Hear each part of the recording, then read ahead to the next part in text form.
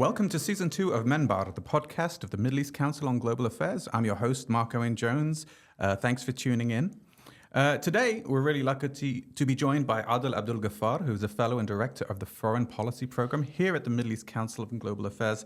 Adel, it's great to have you here. This is your first time on MEnbar, right? Yes, it's great to be here finally. I've heard a lot of the podcasts previously, so I'm excited about speaking with you today. No, we're really great too, and grateful that you're here. And our audience is in for a treat because today we're going to be talking about Asia-MENA relations with a particular focus on the Gulf. And this is a real area of your expertise.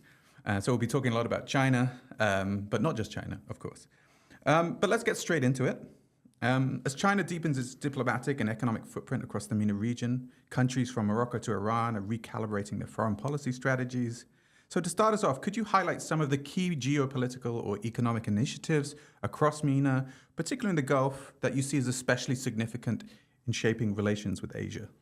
Well, really, the relationship between the Gulf and Asia has historically been grounded in energy. The Asian countries have historically utilized oil and gas from the Gulf to power their development. A country like China, South Korea, Japan, 95% of its energy comes from outside. So they have to 95? 95, up Wow. to 95. They've been working to diversify their energy mix and rely on renewables and so on, but they're really over-reliant on energy from the Gulf. So the story really starts with energy. But over the last couple of years, it's gone beyond energy into more trade, sovereign wealth investments, diplomacy, mediation. There are multiple initiatives that really highlight some of these connectivity. First and foremost, of course, is China's Belt and Road, and we can unpack the discussion on it, where countries in the Gulf like Oman, the port, also the UAE, also further afield, Egypt and other countries are part of this BRI construction. I think many of our listeners will be familiar with that, the Belt and Road, but some may not be. So briefly, could you just explain what that is and why it's relevant to the Gulf? So when President Xi came to power, this is one of his signature moves to really connect China to the rest of the world. It has, first of all, economic logic to be able to transfer Chinese goods to Middle East and European and Latin American markets.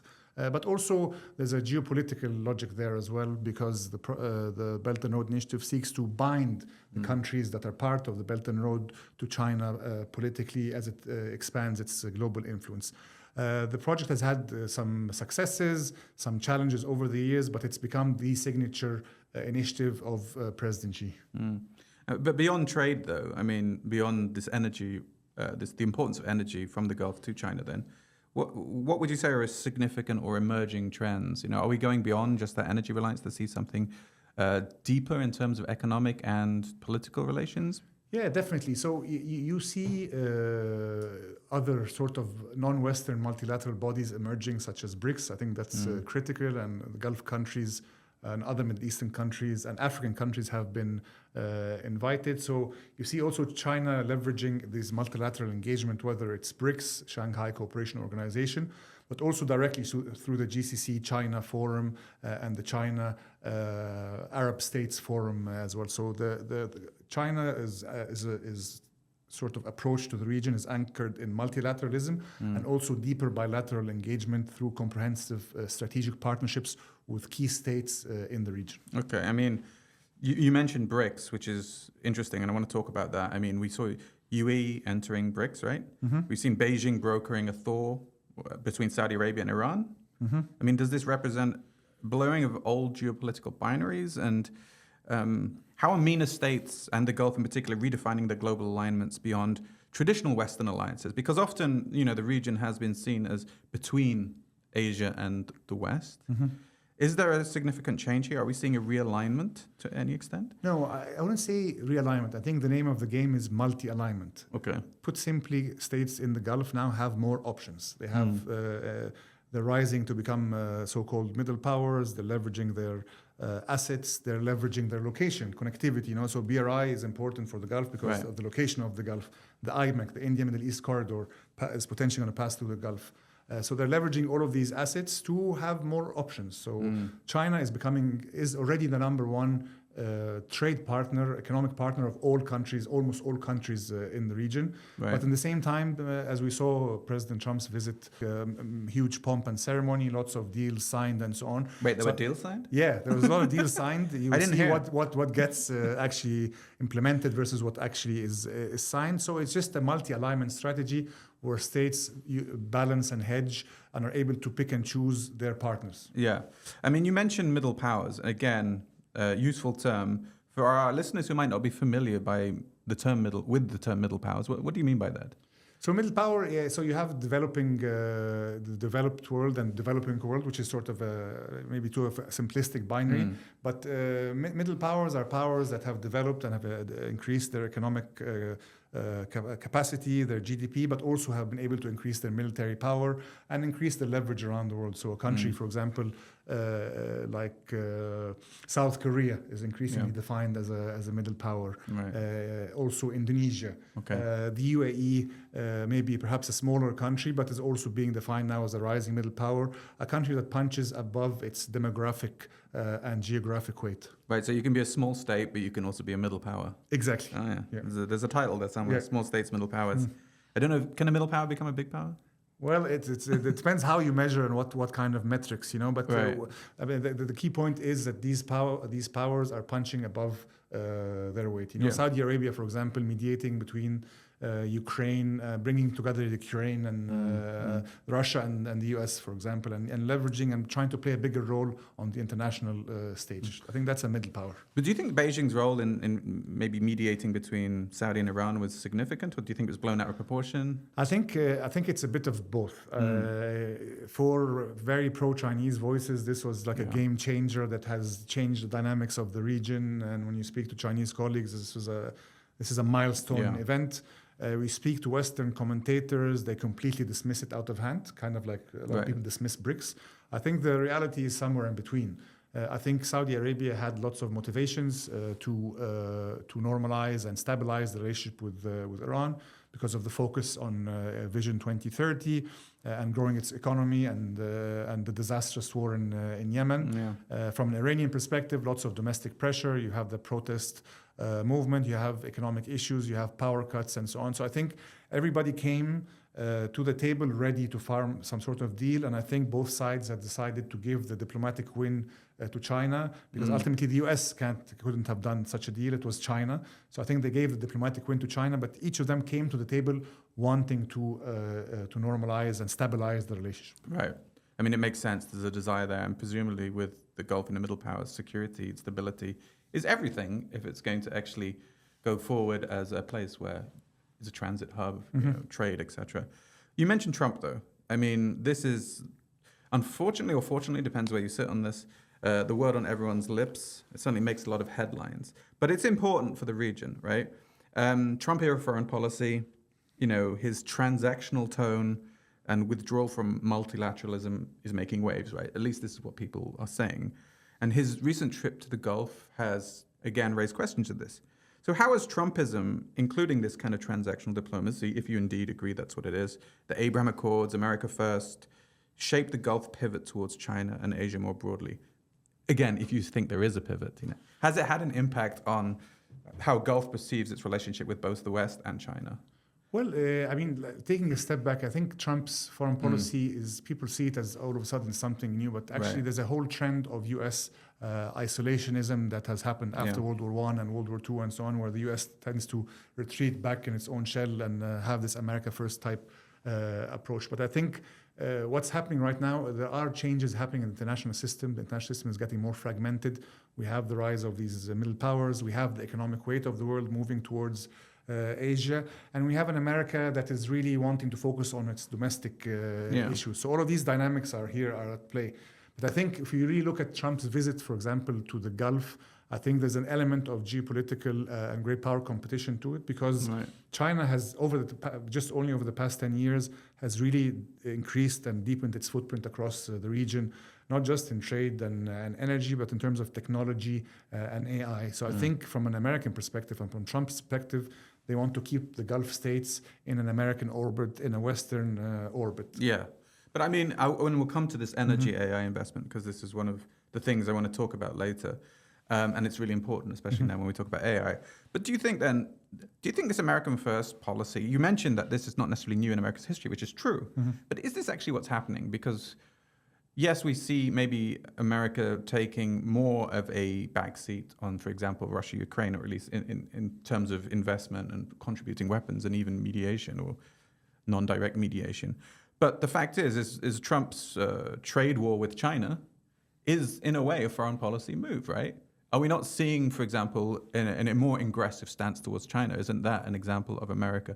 Yes, it's saying it's America first, but it's still foreign policy, right? Yeah, definitely. And this is how you connect the geo-strategic, geopolitical to the geo-economic, definitely. Okay. But actually, if you really reflect on the trade war, and all of a sudden, basically, the Trump announcement against China last week, that they found some sort of accommodation deal is basically folding cards, because ultimately the American consumer was beginning to pay for a lot of these. And I think Trump, in his mind, thought that this trade war will get easy wins. If you're obviously leaning against Mexico, okay, but if you're leaning against China, where the role of China in the global economy and China-US trade, it's very different. And I think that's why President Trump and his advisors reached a conclusion that these tariffs are going to be counterproductive for their America First agenda. So there's been a bit of a retreat on that front, I would say. Yeah. I mean, it goes to show you can only have American first if it's not too expensive. Exactly. If the cost of eggs are going to go up again, So, exactly. But I've lost track of the cost of eggs. Have they gone up or down? Trump is very focused. I think there's also a high risk to inflation. That's another area where there's a divergence, for example, between the Gulf and the US. Is President Trump wants oil prices down, because oil prices down lowers inflation, lowers the costs, and lowers ultimately the goods for your average American consumer. But actually, for the Gulf here, lower oil prices means that they don't reach their break-even point. A lot of these massive investments and Vision 2030 type visions are really underwritten by energy sales. So right now, energy prices are not in break-even point for many of the Gulf countries and are having an impact on their economies. So that's why actually when the Trump visit, it was the Gulf wanted to stress it was a two-way street. It was, yes, Gulf investments in the US, but in the same time, a lot of American companies were in Saudi Arabia, for example, and supposed to have investments in the economy and help the transition towards a post-oil economy.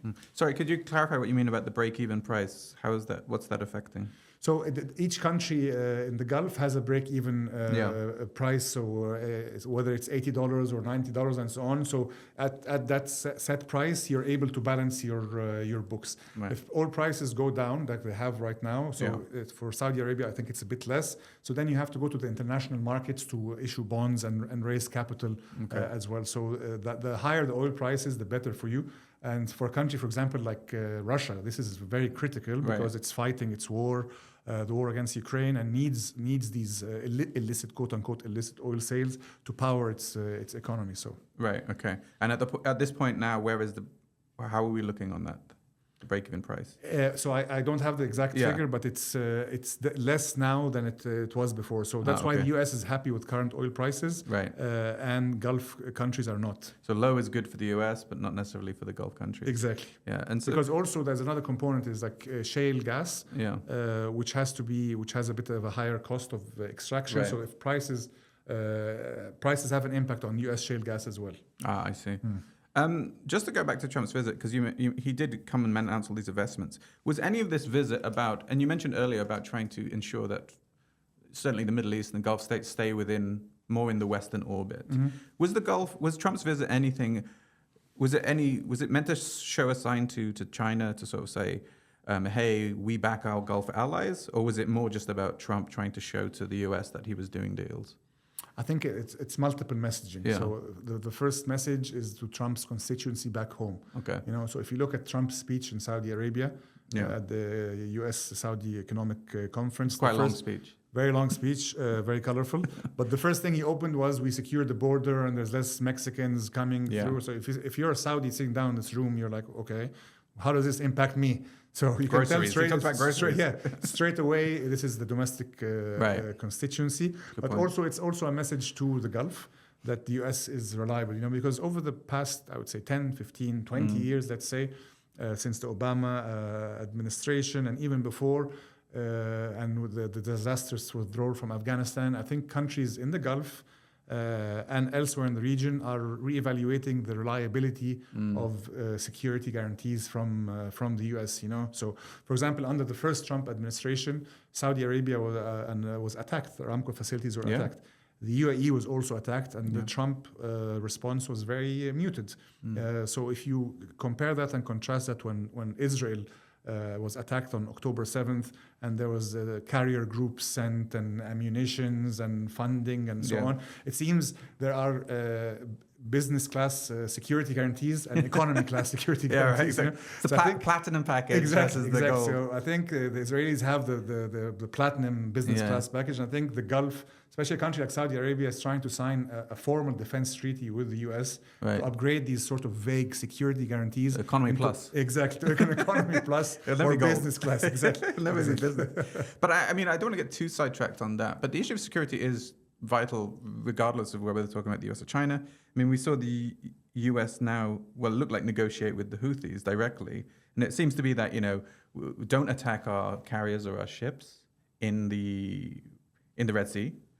So do you think that this security, there is going to be any level of security guarantee, or is it just going to be, you're going to buy more military from us and take care of things yourself? Like, what's the...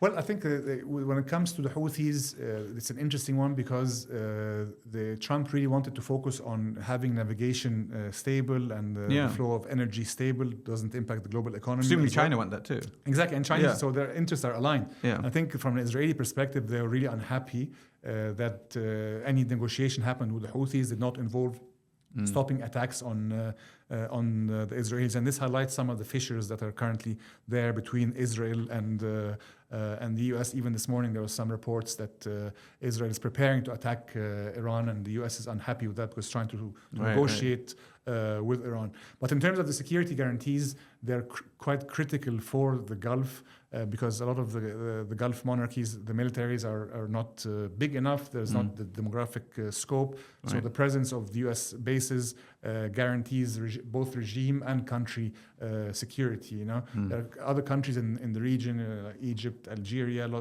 Morocco, and all the countries, North Africa. They have lots of economic challenges, but ultimately the armies are big enough, if perhaps not very well equipped, to actually fight wars. Right. Here in the Gulf, the U.S. presence is critical for the security of the Gulf states. Right, and this security and stability, again, brings us on to important issues like the price of energy. Instability affects energy prices, we know.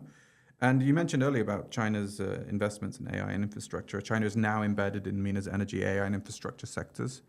But the depth of that engagement does remain debated, right? Mm-hmm. I mean, the UAE and Saudi have expanded cooperation with China in sectors like AI, electric vehicles, renewables. Again, are we seeing, is this a pragmatic diversification strategy? I mean, what is behind this investment or China's investment or the Gulf's investment in these Chinese products, whether it's AI or, for example, electric vehicles or renewable energy? Yeah, so what's the story there? I think the story there is that you have, again, this multi-alignment strategy by which Chinese technology is increasingly becoming world-class. Right. So you find this in AI, and as you mentioned, electric vehicles, for example. You and I have been in Qatar for a long time. Yeah. Too long. But wait, how long is too long? We've seen. I'm coming up on 10 years. Okay, so we've seen basically 5 years ago. I didn't see any Chinese cars on the road. Right now, if you're driving in Doha, more than half of the cars are Chinese. Everything's G-Tour, like every other car's a G-Tour. Yeah, exactly. So unless it's the same one, just following me. maybe that's it as well. So I think in electric vehicle, also a lot of the technology is surveillance type of camera technologies that you see, facial recognition software. A lot of this is Chinese. So I think China's technology is increasingly making a presence, but this is also creating friction with the US. As we've seen, for example, with the deal of Chinese AI with the UAE company, the US had to step in and put a limit to that because I think there's lots of fears of surveillance because of the military installations that the US has. Huawei, G5, technology. Exactly, all of the technology. So potential eavesdropping on U.S. facilities, U.S. embassy, and so on. So there is an element of pressure from the U.S. to limit engagement with China and in this tech sphere. Yeah, I mean, That one is particularly interesting because I mean it's as you mentioned, Huawei and G42 operating in the Gulf. Um, are these having a significant impact? I mean, at the end of the day, right? If the US, for example, is not going to export certain of the most powerful NVIDIA chips to Gulf states, aren't the Gulf states then going to go to China and think, well, will you give us your best chips if the US is not going to do it? Will this be used as a bargaining, forgive the pun, chip? Yes, exactly. Well done. So I think great question, and this is what I term in what I write or whenever I speak about this as the China card. Okay. So basically the China card. Everybody uses the China card. Right. So you use it as a leverage. You say, okay, US or Europe, if I'm not going to need this technology, I will go get it from China. And countries across the region have used this China card in negotiation, but it's becoming very apparent now. Yeah. But it is very potent because from a US perspective, you want to keep the Gulf states in a US European Western sort of orbit. Yeah. So then you acquiesce to some of these demands because they don't go to the other side. But also from a Gulf perspective, for example, joining BRICS. The UAE has accepted the BRICS membership, but Saudi Arabia has not. So this is a perfect example of using the China card. So I think Saudi Arabia is signaling to the US, we have not yet accepted the BRICS membership. Yeah. We want to extract from you formal security guarantees. We want to extract from you cooperation on a nuclear file. We want to extract from you further partnerships in technology and AI. And we may not join BRICS. So I think it's very interesting that Saudi Arabia did not yet confirm it's joining BRICS. So it's the BRICS/China card. Exactly, combined. But they could join BRICS, right? That's a possibility? You think it's a real possibility? I think it's a possibility and indicate that them joining allay Western fears or US fears that BRICS is an economic grouping. But I think BRICS is a very interesting one because people dismiss it right now, but combined together, now they have a bigger chunk of world population and GDP than the G7, you know? Yeah. So if you look at huge, the future, like 10 years from now, 20 years from now, 40 years, 100 years from now, none of us is going to be around. Yeah. What's the world going to look like? I think we're going to see this rise of these non-Western institutions that are going to increasingly play a bigger role on the global stage. Yeah. I mean, are there any other significant, investments? We talked about AI, renewable energy, electric vehicles. Is there anything else significant our listeners need to know about China? Is investments in the Gulf or that relationship? Yeah, I mean, the discussion focused on China and perhaps rightfully so. But if we talk about defense, defense procurement and so on, so Chinese weapons have found their ways to regional armies, but there's always issues in terms of interoperability because a lot of the ordnance and the gear is US or European and so on, but increasingly Chinese missiles, Chinese vehicles are increasingly finding its way. It's also worth mentioning Korea. Okay, so a lot of Korean weapons are, Korea is becoming large, top 10 arms exporter now. Because if you compare Korea to Japan, because Japan has a pacifist constitution that does not allow for the export of weapons, but Korea does not have any of these restrictions. So Korea increasingly has signed deals with the UAE, where they have actually a special forces unit that's based in the UAE there, the Akh unit, after they signed the nuclear plant agreement more than 10 years ago that does training and for the UAE special forces and other activities. But also lots of defense equipment from Korea is flowing through into regional armies. So increasingly Korea is becoming a defense and security partner to Gulf countries and North African countries as well. Wow, and they're producing actual weaponry.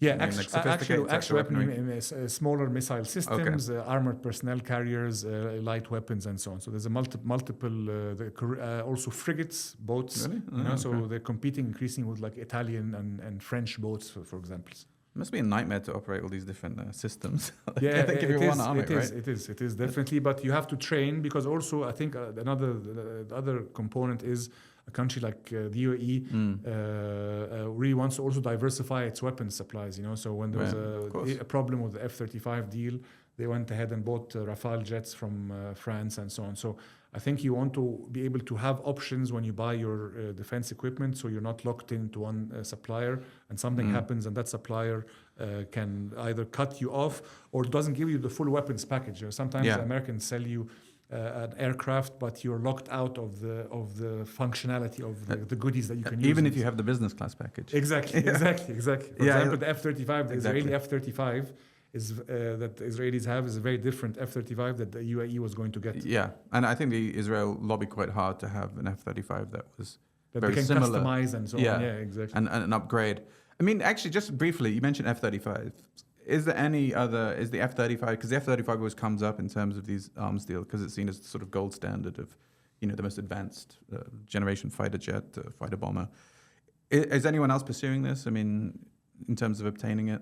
No, I think there was a deal with the UAE and also I think Turkey, but both deals have stopped now with Middle Eastern countries. So I'm not aware of any other deals. But the interesting development, I'm not an military aircraft guy, is the recent scrimmage that happened between Pakistan and India. Yeah, exactly. Where Chinese craft downed the Rafale. Yeah. So I think this is one of the first times that this has happened, and this increasingly is good marketing for China. It's free marketing for China, right? Exactly. And and I think lots of people made the most out of that story, right? Exactly. Because it was a very interesting one, right? But it highlights an important point: is that maybe the US isn't entirely dominant in this sphere.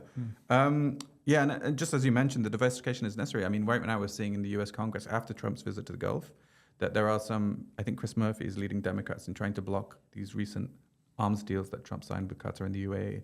Right, so it goes to show what you just said about you can't always necessarily guarantee. Exactly. You have to diversify partners. Okay, let's move on to currency. Is there any possibility of oil sales being sold in Chinese currency or non-US dollar? And what about these digital currency pilots that we're seeing in the Gulf? Is there a threat of de-dollarization in the region? I mean, or threat is the word. wrong The word threat maybe is not the best word. No, exactly. I think is it's there an possibility? Opportunity. I think ultimately the dollar has been very dominant, right? But its dominance has been decreasing. So this trend is also happening in terms of settlements. And now settlements, the issue of settlements, I think is quite important, quite critical, because settlements is how countries trade with each other. So obviously still the US dollar is dominant there, but I think the Russia-Ukraine war and shutting out Russia from the SWIFT system has been a watershed moment for the world. Okay. Because it highlighted how the US and Western countries can leverage the international financial system to add extreme pressure and put somebody out of the SWIFT system, So all of a sudden you find yourself, your credit cards don't work, your companies can't import and export and so on. So it's a complete... So I think this has really led to the acceleration of non-US denominated exchanges and also the rise of digital currencies that are backed by central banks. And China is really ahead in that regard as well. So I think over the next 10, 20, 30 years again, I expect the dollar to continue to be dominant, but bit by bit the dominance to decrease as countries increase their trade in non-US denominated currencies. I think that's that's the future. I mean, it's a big part of US hegemony, right? Having that US dollar backing. And it's very interesting also when Trump maybe 2 months tweeted the BRICS currency. It was like, if you start a BRICS currency, we will put 100% tariffs on anybody who uses it and so on. So the Americans see the future, I don't think BRICS will come up with a currency anytime soon, but what BRICS can do is increase the trade between BRICS countries in non-US denominated currencies, renminbi or whatever they need to use, but then they move away from the US basket. So I think that's an interesting development that can happen. Yeah, and that's of course something that was omitted from all Trump's discussion of Trump's beautiful tariffs, is that he didn't dwell on the fact that the US was this global currency, which makes a massive difference in terms of how the U.S. economy functions. You can weaponize the dollar has been weaponized since the Russia-Ukraine war, and I think countries around the world are cognizant of that and want to avoid a situation in the future where any country has its reserves fully in the U.S. or has its reserves overseas, where the dollar can be used against you. Yeah, and I appreciate the SWIFT example, because I think for some people when they hear of these kind of sanctions, it's a bit abstract.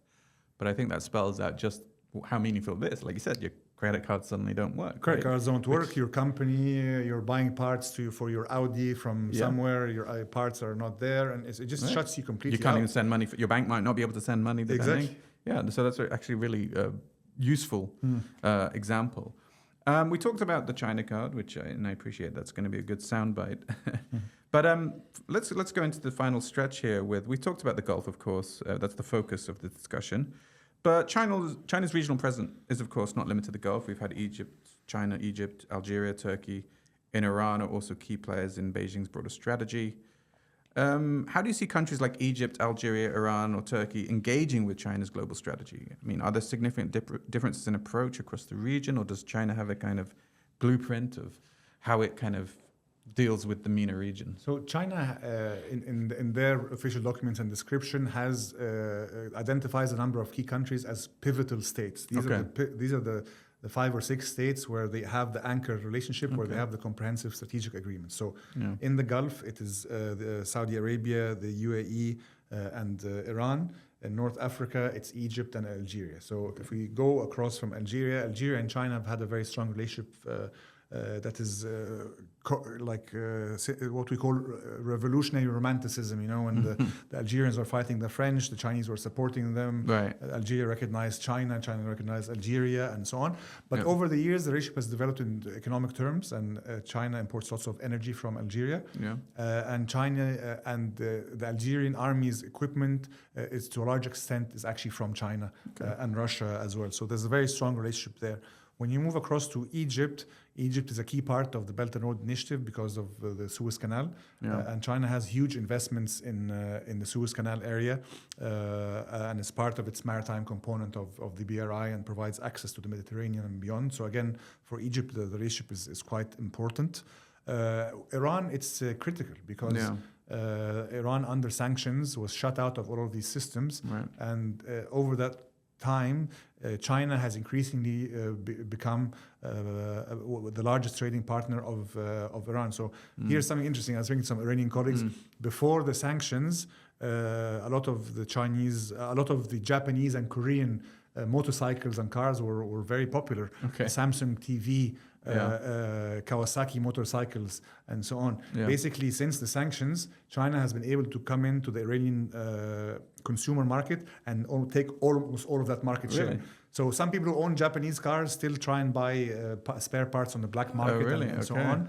But the Chinese have no such restrictions, so they're able to take all of that market share. So it's a captive market for the Chinese. Yeah, exactly. Wow. So even to the extent that some of the Iranians have resentment against China because it has moved into, for example, textiles. So imagine Iranian carpets have always been very amazing and nice, but now Chinese carpets are appearing in Iranian markets. So this causes also a bit of friction and resentment. But I think that's true, especially of like certain goods, consumer goods across even in Yemen.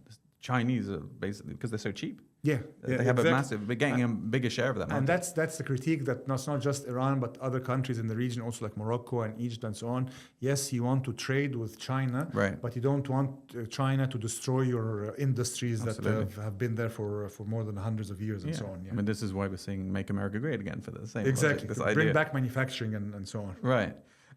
That's really interesting. These pivotal states, I think that's a very useful kind of term to think of for our listeners to kind of know if they've not heard it. What about we talked about other MENA countries, but briefly, we talked about South Korea and China, a little bit about Japan. Is there anything about Asia or any of the countries in Asia that you think is important for our listeners to know regarding MENA and Gulf relations? Well, I think what's interesting is India, definitely, under the BJP government and Prime Minister Modi. Obviously, India and China are both part of BRICS, but have long had lots of border issues and political issues and so on. So I think India's framing, and especially the India-Middle East corridor, is one to watch, because it's another connectivity project that seeks to rival the BRI. And when Modi was in D.C., President Trump spoke about IMEC and so on, and also it highlights how also IMEC is a political, it's an economic corridor, but it's also a political project that seeks to also bind Israel into the architecture of the region as well. So you see this framing of India a bit differently, and India being leveraged by Western powers. Whether it's the IMEC or also I2U2 and these other sort of minilaterals. So I think India's positioning in the region is a bit different and worth watching. Are they trying to create like another trade route, or is it more about political institutions? I think it's both. I think it's getting another trade route. So there's IMEC in terms of trade. There's also a digital infrastructure as well. But actually, ultimately, it's going to be up to the market, because it may be cheaper for certain goods to come from India or from Asia in general and be offloaded in Jabal Ali, but then you have to put them on a train that's going to cross all of the GCC and find itself in Jordan, and from Jordan cross into Israel, and then be loaded on another boat to take it to Italy, for example. Yeah. But if it's a vehicle, if you're sending a Japanese vehicle, it's going to be still cheaper to pass through the Suez Canal and then be offloaded in a European market. Yeah. Otherwise, it's not going to make sense to use IMEC in certain products, especially like heavy cars and so on, Right. because the ultimate price at the end in the European market is going to be more expensive. So you're going to have to pay an IMEC premium on certain goods. I was reading, I mean, I don't know if that's actually related to this, but it was curious because we talked about the Belt and Road and now we're talking about IMEC, but the Iraqis are building a massive port, one of the biggest ports in the world, right? And I wondered, the ambition is to sort of offer kind of an alternative to the Suez Canal. And I don't know, I know the UAE are invested in that, but I don't know if there's any funding coming from Asia or India or whatnot. So the UAE and Qatar as well. And Yeah, I think it's also, there's a geopolitical and geoeconomic component here that Gulf states want to bring back Iraq into the quote-unquote Arab fold and away from Iran. And, there's been talks of connecting Iraq's electricity grid to the GCC, further investments in Iraq. But definitely from an Iraqi perspective, you also want to leverage your location. It's all about leveraging your location. Yeah. But also, that global trade is not static. So actually, trade numbers grow. There's going to be more trade. So there's going to be more routes and so on. But right now, the Suez Canal remains by far the cheapest option until they dig in Israel, for example. A couple of years ago, there was a discussion of digging another canal and so on. I feel like that conversation comes up every few exactly. years. Everybody wants there's all these connectivity projects, but ultimately it's the market, it's the price of goods that's going to dictate all of this. There's geopolitical logic, but ultimately the market will make the final call. Absolutely. Well, thank you, Adel. It's been fascinating. Is there anything that you didn't say that you'd like to say to finish? No, I think we've said it all, but I think we should just really watch out for these future trends. Maybe there's what I would label like a neo-Bandung moment. In the post-colonial era, Asia and the Middle Eastern countries forged these partnerships, and everybody sort of lost their way and got stuck in their own development, their own domestic politics, and so on. But I think increasingly we're finding this alignment between Asia and Middle Eastern countries, and I think this is a future trend that will make a big impact into global geopolitics 10, 20, 30, 50 years from now. That's great. That's a great summary to end on. Thank you, Adel. It's been a pleasure. For our listeners, that was Adel Abdel Ghafar, who's a fellow and director of the Foreign Policy Program here at the Middle East Council. And you can read his work online. It's all over the place. You can see him on TV. And of course, you can listen to him at our podcasts, which you can find on Spotify, Apple, and a number of other platforms. So please like and subscribe, and we'll join us next time for our next episode in Season 2. Thank you very much. Thanks for listening to MEnbar, the podcast for the Middle East Council on Global Affairs. Follow us wherever you get your podcasts.